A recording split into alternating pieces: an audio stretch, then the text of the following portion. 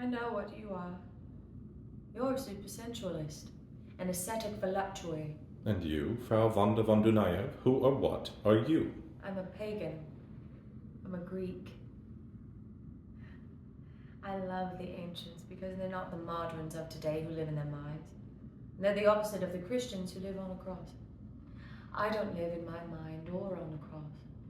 I live on this divan, in this dress, in these stockings and these shoes. I want to live the way Helen and Aspasia lived. Not the twisted women of today who are never happy and never give happiness. Why should I forego any possible pleasure? Abstain from any sensual experience? I'm young, I'm rich, and I'm beautiful. I shall make the most of that. I shall deny myself nothing. I certainly respect your devotion to principle. I don't need your respect, excuse me. I shall love a man who pleases me, and please a man who makes me happy, but only as long as he makes me happy. Not a moment longer. To a man, there's nothing crueler than a woman's infidelity. To a woman there is. The enforced fidelity of men. Can I move around? Yes, move. In our society, a woman's only power is through men. Her character is her lack of character. She is a blank to be filled in by creatures who at heart despise her. I want to see what woman will be when she ceases to be man's slave, when she is his equal in education and his partner in work, when she becomes herself an individual. Vanda sure was ahead of her time, huh? Well, Leopold von Sacher-Masoch was. Vanda, how do you know all these lines? I don't know.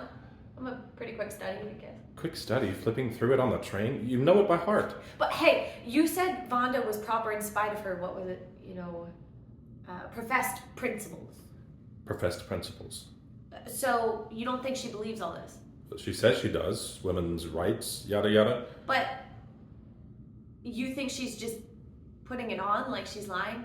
I was just wondering why you said professed principles and not just, principles. Must have been all those beautiful peas. Sold your soul for a mess of peas, huh?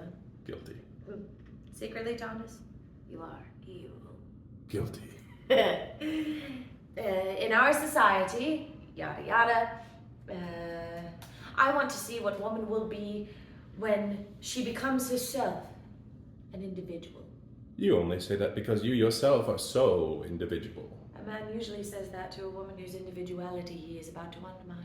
If you don't mind my saying so, you are not only a Greek and a pagan and an individual, you seem to me to be a goddess. Really? Which one? Venus. And Vanda really is Venus, right? Like, she's like Venus come down to get him, to like torture him. Well, not really, not exactly. Okay, I won't ask. You probably wanted it to be like ambivalent. Ambiguous. Right. Actually, it's the same story as the Bacchae, isn't it? Yeah. What's the Bacchae? Just kidding. It's one of those old plays, right? It's an old play. The Citizens of Corinth, one of those. Behold, testiculus, cursed by the gods for all eternity and fucked forever. Yes, it's one of those plays. The god Dionysus comes down and reduces Pentheus, the king of Thebes, to a mass of quivering feminine jelly in a dress. Sounds hot. The crazed women of Thebes, the Bacchae, tear Pentheus to pieces, and Dionysus leaves triumphant. Yeah, I think I saw that. Except here it's not Dionysus, it's Aphrodite. Right. Remind me?